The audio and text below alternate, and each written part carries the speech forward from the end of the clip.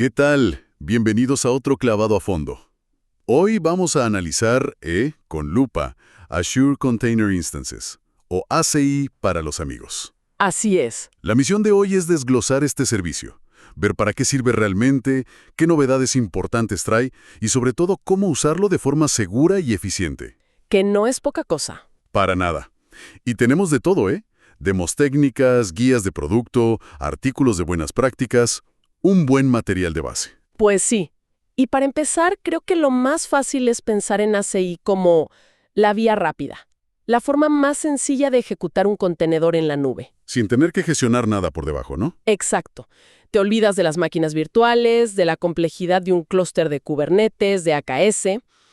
ACI es para tareas específicas, puntuales. Ojo que esa es una aclaración clave. No es un orquestador. Para nada. No es para manejar 200 microservicios. Para eso ya está Kubernetes, que es el campeón en esa categoría. Claro. Y esa distinción me parece fundamental porque es una confusión muy común. La gente oye contenedor y automáticamente piensa Kubernetes. Totalmente. Entonces, si ya tenemos las máquinas virtuales que son como, digamos, fortalezas, y tenemos a Kubernetes, que es el director de orquesta, ¿qué hueco viene a llenar ACI? Pues mira, la clave está en el nivel de abstracción.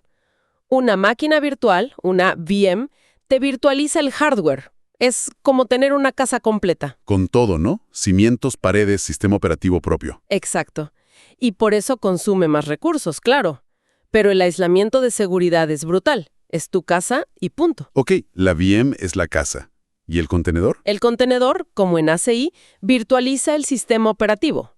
Usando la misma analogía, serían apartamentos en un mismo edificio. Ajá. Todos comparten la estructura, el kernel del sistema operativo del host.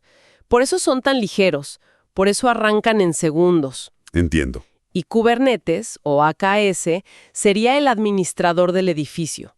Controla todo, gestiona el escalado. ACI es más como alquilar un apartamento por una noche. Me gusta esa analogía. Para una tarea específica y ya. Exacto. Haces la fiesta y al día siguiente te vas. Entonces, el gran atractivo es velocidad y simplicidad, ¿correcto? Precisamente. Y eso se traduce en ventajas muy, muy claras. Primero, es serverless. O sea, no te preocupas por la infraestructura. Cero. Ni parches ni actualizaciones del host. Nada de eso. Segundo, la velocidad. Es, sin duda, la forma más rápida de tener un contenedor corriendo en Azure. Y tercero, el modelo de costos. Que aquí es donde se pone interesante para el bolsillo. Totalmente. La facturación es por segundo. Si tu tarea dura, 17 segundos, pagas por 17 segundos. Ni un segundo más. No pagas la hora completa como en una VM. Exacto. Para cargas de trabajo que son ráfagas, la optimización de costos es brutal. Ok, velocidad, simplicidad, tareas cortas y un costo justo. Suena ideal para prototipos, para tareas de fondo, pero en el mundo empresarial, lo primero que preguntan es por la seguridad. ¿Y cómo se integra esto con mi red corporativa? Recuerdo que antes ACI era un poco flojo en eso. Sí, era su talón de Aquiles, pero justo a eso iba. Las actualizaciones más recientes han cambiado el juego por completo. A ver. La mejora más grande es la integración nativa con las redes virtuales, las VNets. Antes necesitabas un mecanismo extraño llamado perfiles de red. Sí, lo recuerdo. Era poco intuitivo. Era un lío. Ahora, simplemente, despliegas tu ACI en una subred de tu VNet existente, como si fuera cualquier otro recurso de Azure.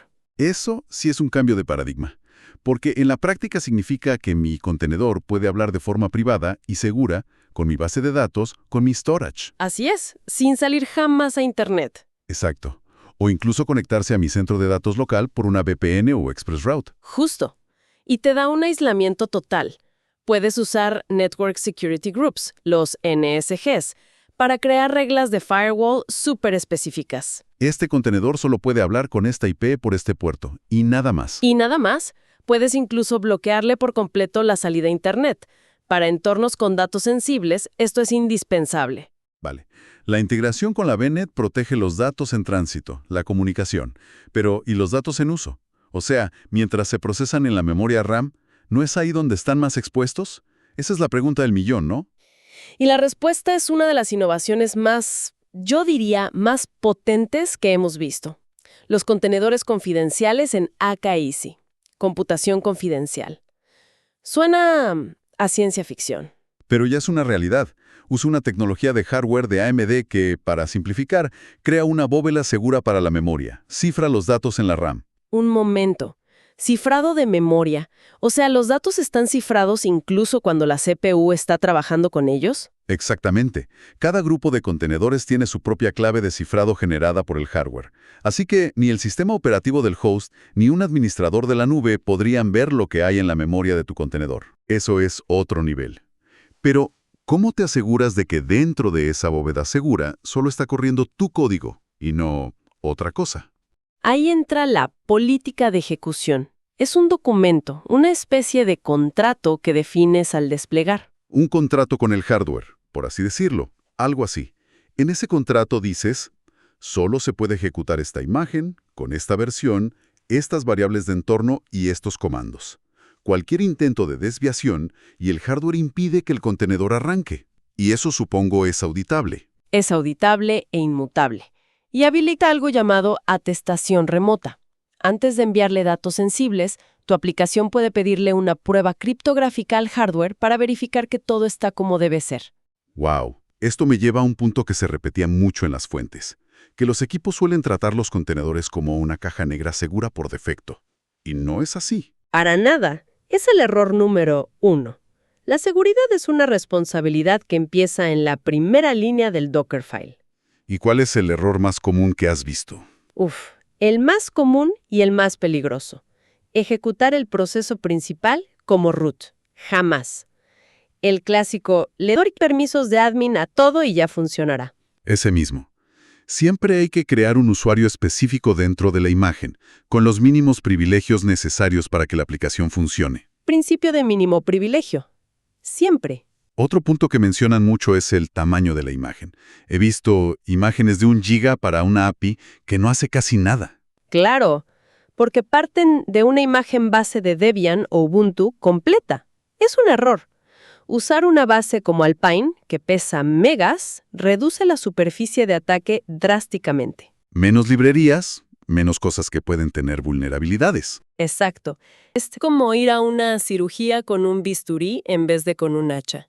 Y en esa línea, al instalar paquetes, siempre usar la bandera No Catch. Para no dejar archivos temporales innecesarios en la imagen. Correcto. Mantener la imagen lo más pequeña y limpia posible. Y para asegurar que todo el equipo siga estas reglas, porque hacerlo a mano es imposible. Automatización. El flujo de CI/CD es tu mejor aliado.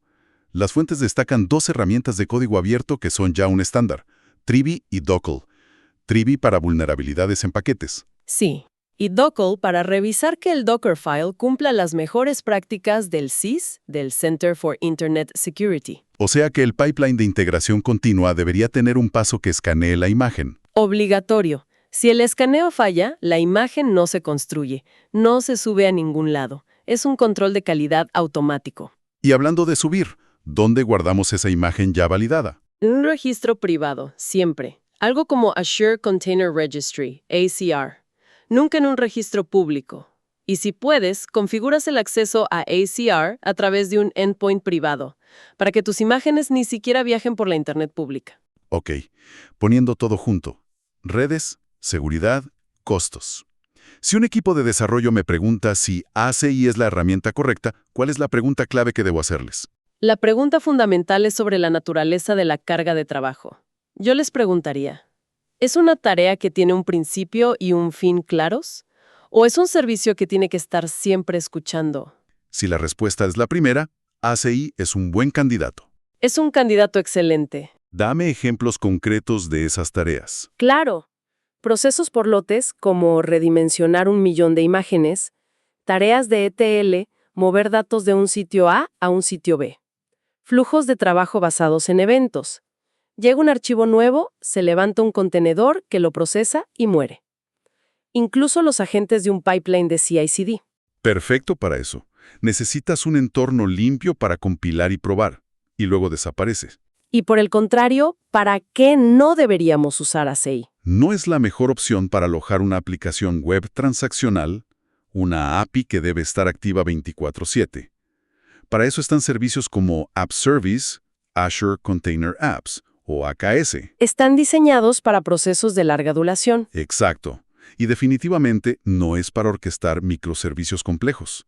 Eso es territorio exclusivo de Kubernetes. Para aterrizar esto, los ejemplos de las fuentes eran muy buenos. El primero era una tarea de lote muy simple, ¿no? Sí, una aplicación en C# en un contenedor.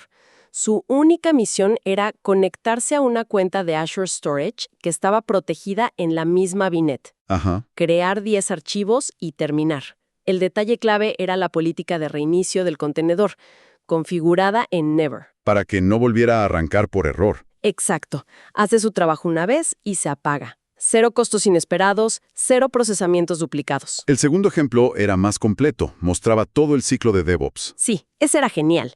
Una API en Node.js para redimensionar imágenes. Todo orquestado con GitHub Actions. Un desarrollador abre un pull request y se dispara la magia. Esa es la idea. El pipeline construía la imagen, la escaneaba con 3D y Docker, y si todo estaba bien, la subía a ACR. Y el último paso era la clave. El último paso era desplegar esa imagen en una instancia de ASI temporal, para que el equipo de QA pudiera probar el cambio en un entorno real antes de aprobarlo. Me parece un caso de uso perfecto. Hablemos un poco de la letra pequeña. Limitaciones, compatibilidad. Un punto clave es la diferencia entre Linux y Windows. La gran mayoría de las características avanzadas, especialmente la integración con VNet y el uso de GPUs, están principalmente en el mundo Linux. Hay que tenerlo en cuenta. Y en el ecosistema hay un componente que me pareció casi mágico, el Virtual Kubelet. El Virtual Kubelet es un puente increíble. Permite que tu clúster de Kubernetes en AKS vea a ASI como si fuera un nodo más. ¿Un nodo virtual con capacidad infinita? Prácticamente. Imagina un pico de tráfico, un Black Friday. En lugar de provisionar nuevas VMs que tardan minutos, AKS simplemente desborda la carga a ASI. Y levanta los contenedores en segundos. En segundos. Pagas por ese pico de uso por segundo. Y cuando el tráfico baja, los contenedores desaparecen. Es lo mejor de los dos mundos. Eso es un superpoder. Para la elasticidad. Ahora, para que la gente no se lleve sorpresas, ¿cuáles son las limitaciones o problemas conocidos que deben saber? Hay algunas, importantes, sí. Primero, no puedes poner un grupo de ACI directamente detrás de un Azure Load Balancer estándar. Pero sí de un Application Gateway. Sí, con Application Gateway funciona. Pero con el balanceador de capa 4, no. Segundo, no soporta Global VNet Peering. O sea, no puedes conectar un ACI con recursos en una red de otra región usando ese mecanismo. ¿Y qué pasa con las IPs y la red? Si despliegas ACI en una VNet, no le puedes asignar una IP pública. El acceso es siempre por su IP privada. Y aquí viene un detalle crucial. A ver. La delegación de subred. La subred donde pones tus ASIs se delega por completo al servicio. Y esto significa... que no puedes poner nada más ahí. Nada más. Ni una VM, ni una base de datos, nada. Se convierte en una zona exclusiva para ASI. Hay que planificar muy bien el espacio de IPs. Ese último punto te puede arruinar un diseño de red si no lo sabes. Bueno, resumiendo, ASI es una herramienta potentísima, pero muy específica. Es un bisturí para tareas rápidas y efímeras. No es un martillo para todo. No es un reemplazo de Kubernetes, sino un complemento perfecto. Y la seguridad, con todas las letras, es una responsabilidad activa. Totalmente. Y la tendencia que vemos es clara. Es fusionar la agilidad del mundo serverless con la seguridad y el control del mundo empresarial. Así está madurando justo en esa dirección. Para terminar, me gustaría dejar una idea flotando, inspirada en esto de los contenedores confidenciales. A medida que esta tecnología se vuelve más accesible, ya no hablamos solo de proteger datos en reposo o en tránsito, sino también en uso. Es un cambio fundamental. Y abre una puerta a una pregunta muy interesante. ¿Qué tipo de colaboraciones seguras entre organizaciones que antes eran impensables por desconfianza se vuelven posibles cuando se puede garantizar, a nivel de hardware, que el código de un socio solo hace exactamente lo que dice que va a hacer y nada más.